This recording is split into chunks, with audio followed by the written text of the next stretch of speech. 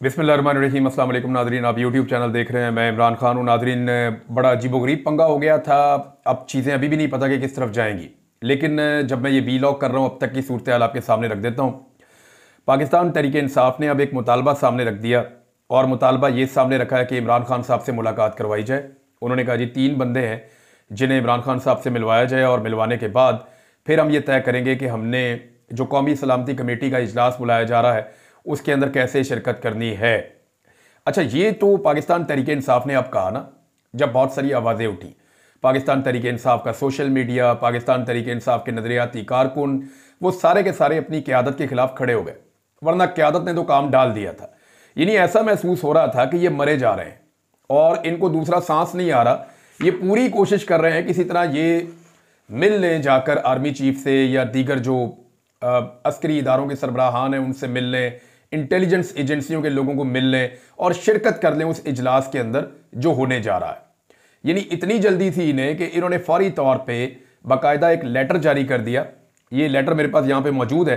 पाकिस्तान तहरीक इंसाफ के अंदर से ही उसके ऊपर तनकीद हो रही थी। और जनाब लेटर के अंदर लिखा क्या, ये लिखा जनाब के 18 मार्च 2025 को 11 बजे जो एक मीटिंग होगी पार्लियामेंट हाउस में इस्लामाबाद में, हमारे फॉलोइंग यानी ये जो मंदरजा झेल हमारे एमएनएज और सेनेटर्स हैं वो इसके अंदर शिरकत करेंगे इस मीटिंग के अंदर।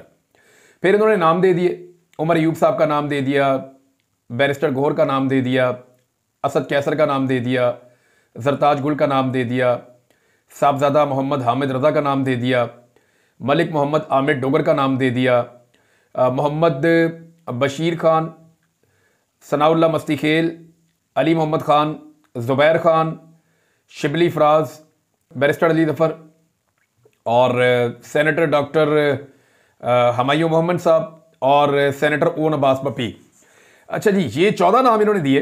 इनमें से 8-9 नाम जो हैं वो खैबर पख्तूनख्वा के हैं, लेकिन हैरत की बात यह है कि इनमें ज़्यादातर लोग जो हैं वो होम्योपैथिक हैं। यानी एस्टेब्लिशमेंट अगर खुद कोई लिस्ट बना कर देती तो इससे मुख्तलिफ ना होती, मिलती जुलती यही होती। इक्का दुक्का लोगों को निकाल कर ज़्यादातर यही लोग होते, वो ये चाहते कि यही लोग आएँ और आकर हमारे सामने बैठें, क्योंकि फिर सुम्मुन बुकमुन यानी खामोशी के साथ बैठकर ये सुनने वाले लोग हैं, ये तो किसी किस्म की मुदाखलत में यकीन ही नहीं रखते और एस्टेब्लिशमेंट के साथ किसी किस्म का झगड़ा भी नहीं चाहते। अभी जो इस्लामाबाद के अंदर वहाँ कुछ जर्नलिस्ट हैं, उन्होंने मेरे से रब्ता किया, उन्होंने बताया, और ये वो जर्नलिस्ट हैं जो कीमतें अदा कर रहे हैं। वो जर्नलिस्ट हैं जिनको ऑफ एयर कर दिया गया है, जिन्हें सिर्फ इसलिए कि वो इमरान खान साहब की जो बयानात हैं या इमरान खान साहब का जो एक नैरेटिव है वो पाकिस्तान के लोगों तक पहुंचाने का काम कर रहे हैं, उस वक्त जबकि रियासत ने मना कर दिया। रियासत ने सख्ती से मना किया कि जी इमरान खान साहब की बात लोगों तक नहीं पहुंचानी। तो इन सहाफ़ियों को सजाएं मिली हैं, इनको नौकरियों से निकाल दिया गया है, इनमें बेशतर के ऊपर मुकदमात भी दर्ज हुए हैं। मुझे इन्होंने फ़ोन करके बताया कि जनाब इस्लामाबाद में इन्होंने एक अफ्तारी की पाकिस्तान तहरीक इंसाफ ने, और फुल प्रोटोकॉल दिया उन सहाफ़ियों को जो एस्टेब्लिशमेंट के बहुत करीब हैं, और उनसे ये आइडियाज़ डिस्कस करते रहे कि कैसे हम एस्टेब्लिशमेंट के करीब हो सकते हैं, कैसे हम ये सारी सिचुएशन तब्दील कर सकते हैं, हमें रास्ता दिखाएं। अच्छा, इनको बेवकूफ़ों को इतना नहीं पता कि जिनसे ये उम्मीद लगा रहे हैं वो तो टाउट टाइप के लोग हैं। ये जब एस्टेब्लिशमेंट की आपके साथ सुलह होनी है तो इन्होंने साथ जहेज में आना है। ये वो सहाफ़ी हैं जिस वक्त एस्टेब्लिशमेंट की आपके साथ सुलह होगी तो ये पैकेज के साथ आएंगे, इनके ऊपर आपको मेहनत करने की ज़रूरत नहीं है। जिस वक्त एस्टेब्लिशमेंट कोई भी फैसला कर लेती है ये उस फैसले के साथ जाकर खड़े हो जाते हैं। नॉर्मली ऐसा ही होता है, आइंदा भी ऐसा ही होगा। तो अब जनाब मशवरा ये पाकिस्तान तहरीक इंसाफ को दिया जा रहा है, और पाकिस्तान तहरीक इंसाफ ये बातें अंदर खाने कर भी रही है कि जनाब हमने बड़ी ज्यादतियां की हैं एस्टेब्लिशमेंट के साथ, हमने बड़ा जुल्म किया है, हमारी जानिब से भी गलतियां हुई हैं एस्टेब्लिशमेंट के खिलाफ, उनकी बातें ठीक हैं, हमें जो है वो अपने आप को ठीक करना पड़ेगा। यानी इमरान खान सोशल मीडिया की वजह से अंदर है, ये भी वो कहना शुरू हो गए। अब पाकिस्तान तहरीक इंसाफ में ये बात हर थोड़े दिन बाद किसी ना किसी बंदे के मुंह से बाहर निकलवाई जाती है कि जी सोशल मीडिया जिम्मेदार है इमरान खान साहब की कैद के लिए। हर थोड़े दिन बाद ये बात कही जाती है कि सोशल मीडिया की वजह से जो है, क्या सोशल मीडिया की वजह से इमरान खान की हुकूमत गिराई गई थी? क्या सोशल मीडिया, ये तो जनरल बाजवा को एक्सटेंशन चाहिए थी, तब तो सोशल मीडिया की कोई तनकीद भी नहीं थी, तब तो पूरा सोशल मीडिया एस्टेब्लिशमेंट के साथ खड़ा हुआ था। तो तब इमरान खान की हुकूमत क्यों गिराई थी? एक्सटेंशन के लिए गिराई थी, अपनी बका के लिए गिराई थी, अपने जाती मफाद के लिए गिराई थी, और सारी पॉलिटिकल पार्टी इकट्ठी हो गई थी जनरल बाजवा के साथ। और फिर इन्होंने अमेरिका से भी साइफर आ गया, वो मामला भी बीच में रख लें। तो अब मामला यह है कि ये जो कहा जाता है कि इमरान खान सोशल मीडिया की वजह से अंदर है, तो ये बात नहीं है। इमरान खान की वजह से सोशल मीडिया पे एक अवेयरनेस फैली है, ये बात ठीक है, लेकिन आज अगर इमरान खान सियासी तौर पे जिंदा है तो उसके पीछे भी सोशल मीडिया है। और इमरान खान साहब खुद इस बात को ओन करते हैं। वो खुद ये कहते हैं कि सोशल मीडिया मेरा बहुत तगड़ा है और मेरा सबसे बड़ा हथियार है। तो क्या पाकिस्तान तहरीक इंसाफ इमरान खान साहब का सबसे बड़ा हथियार न्यूट्रलाइज करवा देगी? क्या पाकिस्तान तहरीक इंसाफ इमरान खान का सबसे बड़ा हथियार छीन कर एस्टेब्लिशमेंट के सामने सरेंडर कर देगी? देखिए, ये लड़ाई अल्टीमेटली पाकिस्तान के अवाम ने जीतनी है। आज जीत जाएं, 1 साल के बाद जीत जाएं, 2 साल के बाद जीत जाएं, 10 साल या 20 साल के बाद जीत जाएं, पाकिस्तान की एस्टेब्लिशमेंट को पाकिस्तान की अवाम से हारना पड़ेगा। 70 साल से पाकिस्तान की एस्टेब्लिशमेंट पाकिस्तान की अवाम को पीसती चली आ रही है अपने ज़ाती मफादात के लिए, अपने कारोबारों और अपनी चीज़ों के लिए, लेकिन ये हमेशा चलेगा नहीं। अल्टीमेटली पाकिस्तान की एस्टेब्लिशमेंट को हारना पड़ेगा। अगर पाकिस्तान तहरीक इंसाफ ने यह फैसला कर ही लिया है कि उन्होंने ये लड़ाई नहीं लड़नी या इस लड़ाई में उन्होंने सरेंडर करने का फैसला कर लिया है, तो याद रखिएगा ये लड़ाई तो कोई ना कोई जीतेगा। अगर आज ये लड़ाई नहीं लड़ेंगे तो कल इस लड़ाई को कोई और लड़ लेगा। फिलहाल इमरान खान अपने सारे क्राउड के साथ, अपनी आवाम के साथ और अपने फॉलोअर्स के साथ इस लड़ाई को लड़ रहे हैं और फिलहाल डटे हुए नजर आ रहे हैं, लेकिन इसका फैसला एक दिन अवाम के हक में होना है और ये अल्टीमेटली होकर रहेगा। ऐसा हो नहीं सकता कि अब आप इसको बांध दें। ये नहीं, वो कहते ना ये नवा कट्टा खुल गया, तो ये कोई नवा कट्टा नहीं खुला हुआ, ये कट्टा बहुत पहले का खुला हुआ है। ये जो सोशल मीडिया के ऊपर अवेयरनेस का या शऊर का मामला है, ये कई दहाइयों का मामला है। ये फातिमा जिन्ना के दौर से पनप रहा है, ये जब पाकिस्तान 2 लख्त हुआ था उस वक्त से पनप रहा है, ये जब जब एस्टेब्लिशमेंट ने मुदाखलतें की, जब जब मार्शल लॉ लगाई, ये तब से अब तक पनप रहा है। और अब क्योंकि सोशल मीडिया का दौर आ गया है तो ये एक बहुत बड़ा सांड बन गया है।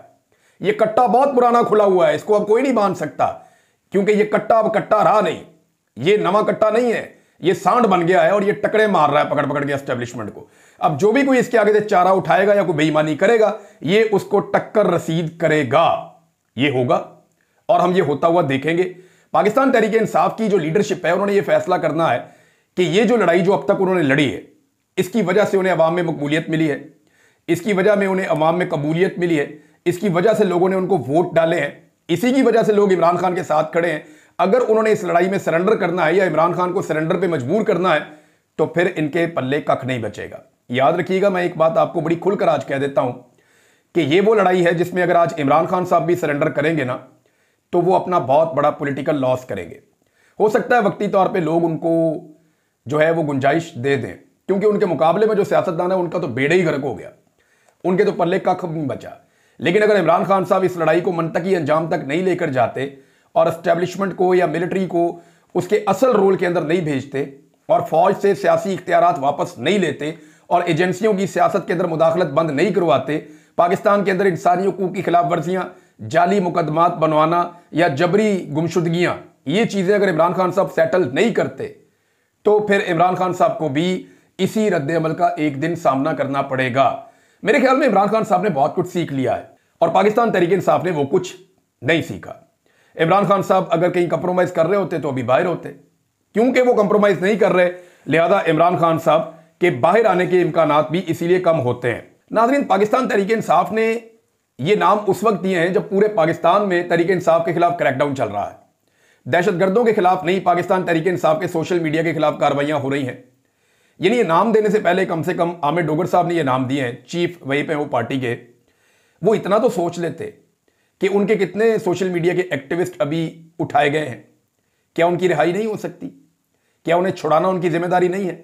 लेकिन पाकिस्तान तहरीक इंसाफ ने जब बहुत ज़्यादा तनकीद हुई और बहुत ज़्यादा बौछाड़ हुई तो फिर वो मजबूर हो गए। उन्होंने कहा नहीं जी, हमारी इमरान खान साहब से मुलाकात करवाएं, हम इमरान खान साहब से मिलेंगे और मिलने के बाद हम फैसला करेंगे कि हमने इस इजलास में आना है या नहीं आना। अब इसमें मैं आपको एक चीज़ पहले बता देता हूँ, अगर इनको इमरान खान साहब से मिलवाया गया तो इमरान खान साहब क्या कर सकते हैं मुमकिन तौर पे। लेकिन जो कॉमन सेंस कहती है, इमरान खान साहब मेरे ख्याल में टाइम गेन करना चाहेंगे। वो चाहेंगे कि पहले कंसेंसस किया जाए और अगर बाकी अपोजिशन जा रही है तो पाकिस्तान तहरीक इंसाफ जाए और अगर बाकी अपोजिशन नहीं जा रही तो पाकिस्तान तहरीक इंसाफ भी ना जाए। क्योंकि देखें, तहरीक इंसाफ के ऊपर ज़्यादा दबाव तब पड़ा जब महमूद खान अचकजई साहब ने और स्टेटमेंट दे दिया, उनके साथ साथ अल्लामा राजा नासिर अब्बास साहब ने। इस पर जो है वो मोहम्मद ज़ुबैर साहब ने रिपोर्ट भी किया हुआ है और बड़ा ज़बरदस्त उन्होंने रिपोर्ट किया है। मोहम्मद ज़ुबैर साहब ये लिखते हैं कि पीटीआई सोलो फ्लाइट लेने के लिए तैयार थी। बैरिस्टर गोहर और दीगर क़यादत ने कल पार्लिमानी कमेटी के इजलास में जाने का फैसला कर लिया था, लेकिन अल्लामा राजा नासिर अब्बास और महमूद खान अचकजई डट गए।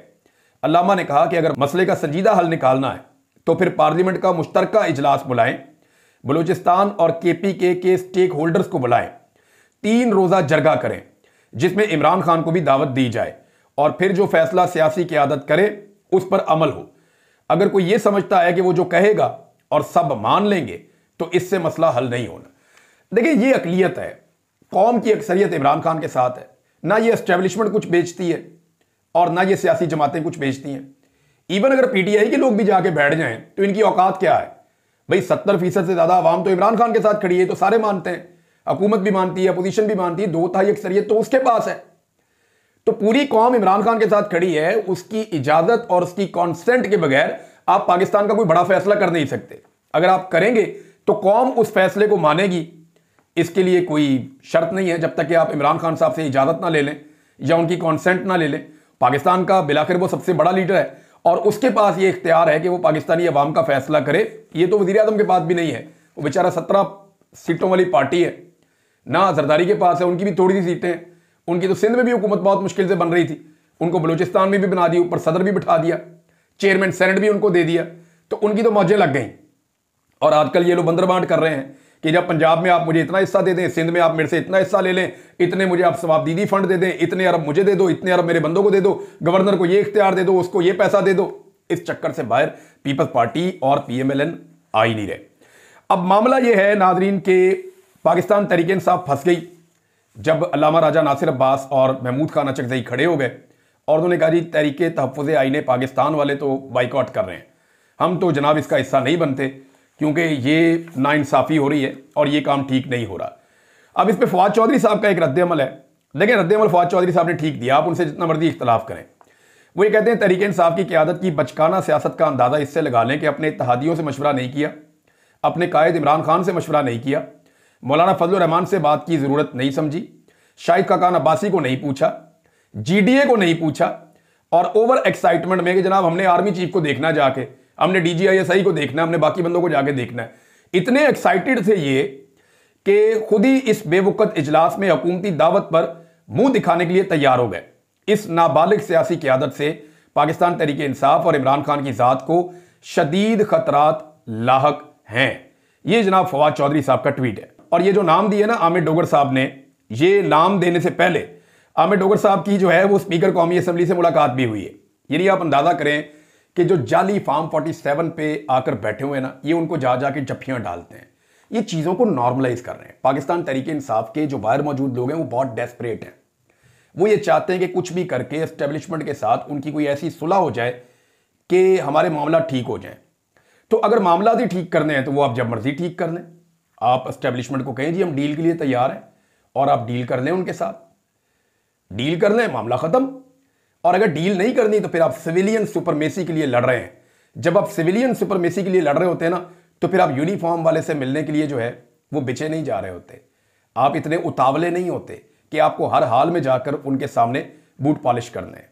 ये फिर जरूरी नहीं होता ना, गैर जरूरी होता है। जो ये बंदे जिनके नाम दिए गए हैं ये तो सवाल ही नहीं उठा सकते। पहले मैं आपको बताता हूं कि शाहिद खटक साहब ने क्या कहा, यह भी बहुत इंपॉर्टेंट है।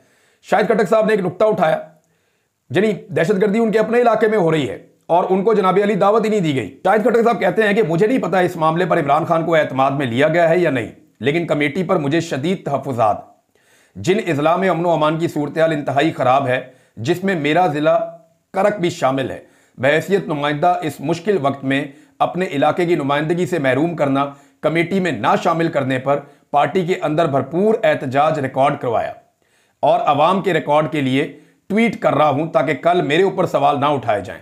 आमिर डोगर चीफ वहीप के फैसले जाती पसंद नापसंद की बुनियाद पर होते हैं। वो खुद तमाम मेरिट पर पूरा उतरते हैं, मुश्किल वक्त में जल्द गिरफ्तार हो जाते हैं। ये नहीं उन्होंने कहा जी ये कंप्रोमाइज है, सीधी सी बात है ना। जैसे ही मुश्किल वक्त आता है आमिर डोगर साहब गिरफ्तार हो जाते हैं, 2-4 और बंदे भी हैं वो फटाफट गिरफ्तार हो जाते हैं, एहतजाज ही ना करना पड़े, अवाम ही ना निकालनी पड़े, कोई काम करना ही ना पड़े, और जैसे ही वो मामला ठंडा हो जाए वो छूट के बाहर आ जाते हैं। कई लोग ऐसे हैं पाकिस्तान तहरीक इंसाफ में, और जो लोग आवाज़ उठाते हैं, बात करते हैं, उनको ये दीवार के साथ लगाते हैं। मिसाल के तौर पे ये अजमल जामी साहब ने दावा किया और मुझे एक दो दोस्त बता रहे थे कि कमल शोधब साहिबा ने शहबाज गिल को, शहजाद अकबर को और सनम जावेद और उनके जो बयानात हैं उनको डिसोन कर दिया है। नहीं, कमल शोधब साहिबा कैसे कर सकती हैं? सनम जावेद की जो कुर्बानी है वो कमल शोधब साहिबा से तो बहुत ज़्यादा है, तो सब जानते हैं। और जो इमरान खान साहब का बयानिया है वो कमल शोधब साहिबा से ज़्यादा, हालांकि उन्होंने भी बहुत काम किया है। इद्दत के केस के अंदर अदालतों में जाना, खुलकर बात करना, उन्होंने बहुत आवाज़ उठाई, लेकिन सनम जावेद का तो कंपैरिजन नहीं उनके साथ बनता और वो उनको डिसोन कर रही हैं। शहबाज गिल ने जितनी मार खाई है और जितना वो इमरान खान के बयानिए को लेकर चलते हैं कि उनको डिसोन किया जा सकता है। शहजाद अकबर इमरान खान साहब के बड़े काबिल एतमाद साथी हैं। अगर डिसोन किसी को करना है तो इमरान खान ने करना है, कमल शोधब ने नहीं करना। ये इमरान खान ने फैसला करना है कि किसको साथ रखना है, किसको नहीं रखना। यानी शेर अफजल मरवत के कितनी हमायती थे पाकिस्तान तहरीके इंसाफ में, इमरान खान साहब ने उन्हें डिसोन किया ना। अब वो इस्लामाबाद की उन्हीं सड़कों पे जाते हैं तो लोग उस तरह से उनको नहीं मिलते जैसे पहले मिलते थे, क्योंकि इमरान खान ने उनको डिसोन किया। तो इमरान खान डिसोन करेंगे तो वो पार्टी का हिस्सा नहीं होगा या वो पॉलिसी का हिस्सा नहीं होगा। और जब इमरान खान साहब डिसोन नहीं करते किसी को, तो पार्टी के अंदर जो लोग मौजूद हैं वो खुद से कैसे डिसोन कर सकते हैं कि इस बात को हम ओन करते हैं और इस बात को हम डिसोन करते हैं? भाई, लोगों ने मारे खाई हुई हैं, उनके बच्चे बीमार हो गए हैं, वो ज़हनी मरीज बन गए, उनके पूरे के पूरे खानदान, उनके कारोबार तबाह हो गए हैं। अब अगर वो शिकवा और शिकायत करते हैं तो फिर उसको सुनने का हौसला पैदा करें। ये जो लोग कहते हैं ना एस्टेब्लिशमेंट के साथ बड़ी ज्यादती की है, तो भाई दूसरी तरफ भी तो देखें आप, कितने लोग जबरी तौर पे लापता हुए हैं, कितने घर तबाह हुए हैं, कितना चादर और चार दीवारी का तकद्दुस पामाल हुआ है, कितनी खवातीन को जो है वो रुस्वा किया गया है, कितने बच्चों को जो है वो हरासा किया गया है, कितने लोगों को जो है वो इगवा बराए बयान के लिए लेकर गए हैं, कितने हजार लोगों को जो है वो गिरफ्तार किया गया है, गैर कानूनी केसेस कितने ज्यादा बनाए गए हैं, 1 लाख से ज्यादा छापे मारे गए हैं। और उसके जवाब में अगर कोई ट्वीट करता है तो क्या वो इतनी खौफनाक चीज है? मेरी समझ से बाहर है कि पाकिस्तान तहरीके इंसाफ इतनी जो है वो बैक फुट पे क्यों चली जाती है इन मामलात में। अच्छा, एक चीज और है, फोकस सारा का सारा यहां पे है और उधर इंटरनेशनल लेवल पे और नेशनल लेवल पे क्या हो रहा है ये जरा आप देखिए। तहरीके तालिबान पाकिस्तान ने यह दावा किया है और अब वो रोजाना की बुनियाद के ऊपर अपनी एक प्रेस रिलीज भी जारी कर देते हैं। इधर से ये BLA वाले भी अपना सोशल मीडिया और मीडिया इस्तेमाल कर रहे हैं, उधर से TTP वाले भी जो है वो अपने बयान जारी कर रहे हैं और उनका और ISPR काउंटर नहीं कर पा रहा। एक्चुअली तो काउंटर करना होता है ना, आपको सबूतों के साथ चीजें सामने लाकर आपको अपना बयानिया बनाना होता है। लेकिन जो बयानिया बनना था, जिस अवाम के जरिए बयानिया बनाना था, जिन लोगों के जरिए बनाना था, वो सारे लोगों को तो आपने नाराज कर लिया अपने से। अब वो क्यों आपके लिए बयानिया बनाएंगे? मोहित पीरजादा साहब ने इसके बारे में एक बड़े जबरदस्त जुमले बोले कि जनाब, मुझे आपने जब दहशतगर्द डिक्लेयर कर दिया और आपने मेरे ऊपर दहशतगर्दी के मुकदमे दर्ज कर दिए, तो अब मुझसे आप कौन सी उबल वतनियों की तवक्को कर रहे हैं कि आपके मुताबिक मैं मुहिब वतन बन जाऊं? भाई, मैं जानूं, मेरा मुल्क जाने और मेरा रब जाने, मुझे अपने मुल्क से प्यार और मैं अपने आप को मुहिब वतन समझता हूं। ये सिंपल है, ये सिंपल है। आपका क्राइटेरिया जो है उसको पूरा कर ही नहीं सकता। पाकिस्तान में उबल वतनी का क्राइटेरिया ये है कि आप वफादारी करें और बूट पॉलिश करें तो आप मुहिब वतन है, और अगर आप बूट पॉलिश नहीं करते तो आप मुल्क के लिए जान भी दे दें, आप मुहिब वतन नहीं है। आज शहीद अरशद शरीफ जो है उनको ये क्या कहते हैं? वो तो इनसे इख्तलाफ करते थे, लेकिन बूट पॉलिश करने से उन्होंने इनकार किया, तो उन्हें क्या कहेंगे ये? उन्हें क्या कहेंगे ये? आज भी उसको इंसाफ नहीं दे रहे। यहां से आप अंदाजा कर लें। TTP ने दावा किया जी 24 घंटों में 32 हमले उन्होंने किए। ये कितनी खौफनाक सूरत हाल कि खैबर पख्तूनख्वा में 24 घंटों में TTP ने 32 हमले किए हैं और लगातार सिक्योरिटी फोर्सेस को निशाना बनाया जा रहा है। नादरीन, अमेरिका के बाद बरतानिया ने भी अपने शहरियों के लिए एडवाइजरी जारी कर दी है कि आपने बलूचिस्तान तो पूरे के अंदर नहीं जाना, खैबर पख्तूनख्वा के कुछ इलाके हैं वहां पे भी नहीं जाना, और बहुत सारी और एहतियाती तदाबीर बता दी हैं। तो पाकिस्तान एक खतरनाक मुल्क बनता जा रहा है। अगर आप ये समझते हैं कि यूरोप से, बरतानिया से, चाइना से, अमेरिका से इन्वेस्टमेंट आएगी तो ये मुल्क तो अपने शहरियों को मना कर रहे हैं कि वहां पर आपने आज़ाद नहीं फिरना। भाई, जिस मुल्क में आपको फिरने की इजाज़त नहीं है, घूमने की इजाज़त नहीं है, वहां पर आप सरमायाकारी क्यों करेंगे? क्यों आप अपना पैसा वहां ले जाके जाया करेंगे? ये इस हुकूमत को बात समझ नहीं आ रही। निसार जट साहब ने एक बात बड़ी खुलकर की है। निसार जट साहब इमरान खान साहब के साथी हैं, राणा सनाउल्लाह को उन्होंने शिकस्त दी। उन्होंने कहा जी मैं आपके प्रोग्राम में ये इंकशाफ कर रहा हूं, हामिद मीर साहब के प्रोग्राम में थे। उन्होंने कहा कि 2021 में जनरल बाजवा ने तालिबान को दोबारा आबाद करने की तजवीज दी थी, जिसे PTI ने मुस्तरद कर दिया था। मैं आपको बता रहा हूं ना, PTI में शदीद इख्तलाफात थे, वो ये नहीं करना चाह रहे थे। लेकिन 2023 में तालिबान को दोबारा पाकिस्तान में आबाद कर दिया गया जब शहबाज शरीफ की हुकूमत थी। ये निसार जट साहब ने कहा, और ख्वाजा आसिफ ने खुद भी कहा कि जनरल बाजवा से पूछना चाहिए कि उन्हें क्या जल्दी थी कि वो तालिबान को लाकर पाकिस्तान में बसाना चाहते थे। अब कोई जनरल बाजवा को गिरफ्तार करे ना, पूछे ना कि जितना खून बह रहा है रोजाना की बुनियाद पे सिक्योरिटी फोर्सेस के जवान शहीद हो रहे हैं, कभी नोशकी में, कभी जाफर, और पूरी की पूरी ट्रेनिंग हुआ हो गई और पाकिस्तान की इंटेलिजेंस एजेंसियों को कानो कान खबर ही नहीं हुई। इतना बड़ा सिक्योरिटी फेलियर हमने इससे पहले कभी नहीं सुना। यहां पे इतना बड़ा सिक्योरिटी फेलियर, इतना बड़ा इंटेलिजेंस का फेलियर, ये यानी इसकी कोई मिसाल ही नहीं मिलती। इतना बड़ा फेलियर है कि सैकड़ों लोग इकट्ठे हो जाते हैं, प्लानिंग करते हैं, वो आते हैं, आकर घेरते हैं, घेर कर रोकते हैं, रोक कर ले जाते हैं, आप कुछ कर नहीं सकते, और बाद में आप एक ऑपरेशन करते हैं जिसकी तारीफ होनी चाहिए। ऑपरेशन तो इन्होंने तगड़ा किया, लेकिन यह कि इंटेलिजेंस का एक मुकम्मल फेलियर था। जनरल बाजवा को बुलाकर गिरफ्तार करके पूछना चाहिए कि आपने ये मुल्क के साथ क्यों किया। नादरीन, एक स्टोरी दी है अहमद नूरानी साहब ने, फैक्ट फोकस के ऊपर यह स्टोरी आई। हमें चंद दिन पहले से पता था कि वो किसी बड़ी स्टोरी पे काम कर रहे हैं और उसके लिए उन्होंने पहले से बताया भी था, और उन्हें उस स्टोरी के लिए कुछ वसाइल भी उन्होंने मुहैया करने थे और वो इस सिलसिले में लगे हुए थे। तो अहमद नूरानी साहब की जो स्टोरी है उसके मुताबिक आर्मी चीफ साहब की फैमिली के हवाले से उन्होंने कुछ दावे किए हैं, उनकी बेटियों के हवाले से, उनकी कजन्स के हवाले से, बाकी लोगों के हवाले से। इस स्टोरी के ऊपर मैं काम करूंगा और मैंने बाकायदा पाकिस्तान की मिलिट्री एस्टेब्लिशमेंट के लोगों को ये मैसेज भेजा और उनसे मैंने कहा जी आप बताएं आपका अगर इसके ऊपर कोई मौक़िफ़ है तो वो आप भी पेश कर दें। आप बताएं जनाब इस स्टोरी के बारे में आप क्या कहते हैं, ताकि उनको मौका मिले वो अपना मौक़िफ़ बयान कर सके। एक तरफा तौर पे मैं बयान ना करूं, लेकिन ये क्योंकि अहमद नूरानी साहब ने पूरी तहकीक करने के बाद, और वो बड़े अच्छे जर्नलिस्ट हैं, बड़े शानदार जर्नलिस्ट हैं, उन्होंने अपनी पूरी तहकीकात करने के बाद सबूतों के साथ स्टोरी दी है, तो इसके ऊपर मैं नेक्स्ट एक वीलॉग करूंगा इंशाल्लाह। अब तक के लिए इतना ही। अपना ख्याल रखिएगा, अपने इस चैनल का भी। अल्लाह हाफिज़।